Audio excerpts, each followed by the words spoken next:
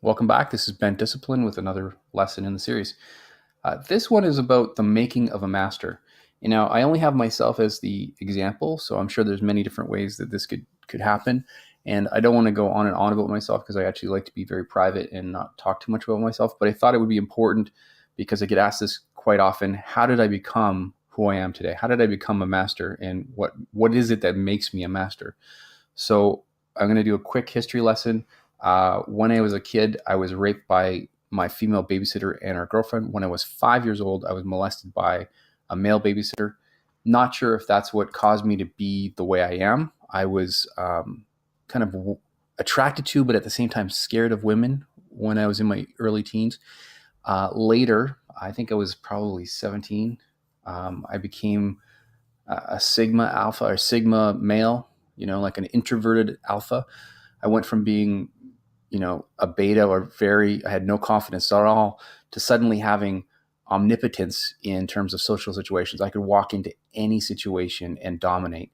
And it was actually interesting. It was kind of funny because at my own high school, the kids remembered me from, grade 9. And then by grade 11, something happened. There was this like switch that happened. And suddenly I had no problem putting the alphas in the room in their place. That's totally an aside. So what happened was I went from being a complete loser, and I just started dating when I was 17. The women that I dated were of low caliber. Let's just say they had low confidence and they had a rough upbringing. But gradually over time, the quality of the girls that I dated improved. I was very much a vanilla, even though I had BDSM sub traits, meaning that I thought about these things and I suppressed it as much as possible. The funny thing that happened was that when I actually started having sex with girls by my choice, the only time that I would come is when I'd had sex for so long that she would get dry and it would hurt her, and her being upset and whining and complaining, being in pain from the sex that we were having, was what would actually make me come, which in retrospect kind of makes sense. In any case, so I was dating a lot of girls. I wasn't finding what I was looking for in any one girl. So I was actually dating a lot of girls at the same time, which is not necessarily a nice thing to do. I wasn't feeling anything. Like I wasn't getting anything out of these relationships. And then by happenstance, by accident, I started dating a natural submissive. And when we met, it was like an explosion happened, like a good explosion. It was just like you found what you needed. Now, obviously, we both didn't know what we were doing, and it was just sort of raw energy. It was kind of interesting, but it opened my eyes to the fact that the feelings that I had suppressed for so long and the guilt that I held about the BDSM related thoughts that I had could be explored in a safe way with somebody that was willing. And that opened up a whole door to me that never closed.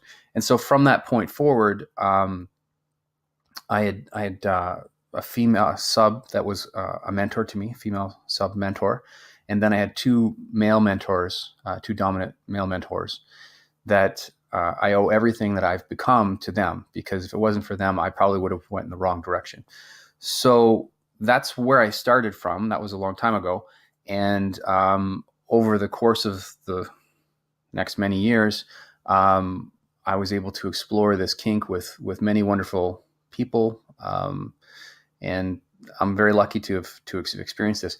Now, I didn't actually consider myself a master of this, and I do make a distinction between somebody who's a dominant, like has a dominant behavior, dominant predisposition, a dom, somebody who's actually in the possession and ownership of someone else, and or a master. So I kind of feel like a master is like a master chef, someone who's like mastered the art of managing submissives. And then dom can be either like someone who's in the kink world, they're a dom, or somebody who's dominant, which is just, they're a dominant person.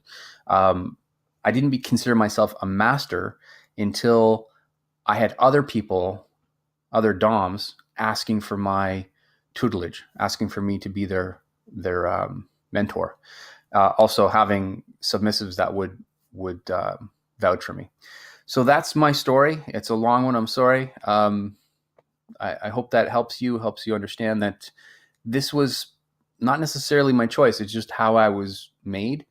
I don't believe that somebody who is happy with being a vanilla should try to become a dominant. It's just too much work, and if you're not in it for the right reason, it just really, really, really doesn't make sense. And I do have vanilla friends that are in awe of my life, and they say, "Oh, how can I become a dominant?" And the truth is, I think you kind of have to have that innate in you. It's not necessarily something that you can develop. You either are a dom and really, really want this, or you're not.